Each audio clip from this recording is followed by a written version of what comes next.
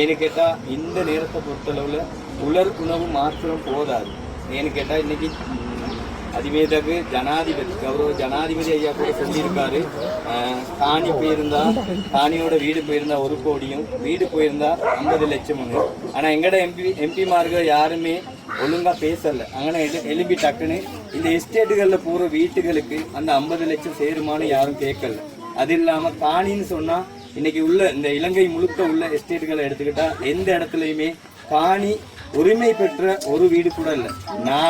இல்லை உரிமை யாருக்கும் இல்லை. நாங்கள் அடிச்சு சொல்லும் என்னத்தை தான் சொன்னாலும் நாளைக்கு ஏதாவது பெரிய பிரச்சனை வந்தால் நாங்கள் வெளியேற வேண்டிய ஒரு சூழ்நிலை இருக்குது. அதை நாங்கள் தக்க வச்சுக்கிறது என்னன்னு கேட்டால் எங்களோட ஒற்றுமையும் ஒரு சில வேலைகள்னால நாங்கள் தக்க வச்சுக்கலாம். ஆனால் எந்த எஸ்டேட் எடுத்தாலும் எஸ்டேட்டுன்ற வீடு நாங்கள் கட்டி வாழலாம், எங்களோட புள்ள குட்டி எல்லாம் வாழலாம். எங்களுக்குன்னு சொந்த காணின்னு போயிட்டு நாங்கள் பேங்க் லோன் ஒன்று எடுக்கலாம், அந்த ஒரு சூழ்நிலை இருக்கு. அது இல்லாமல் இப்போ எங்களோட எம்பி ஒருத்தர் எழுப்பி கேட்டிருந்தா இந்த இது எங்களோட எஸ்டேட் ஆக்களுக்கு என்ன ஆகும்னு கேட்டிருந்தா ஜனாதிபதி அந்த நொடியை வச்சு டக்குன்னு சொல்லியிருப்பாரு, ஒரு 5 லட்சம் தாரேன்.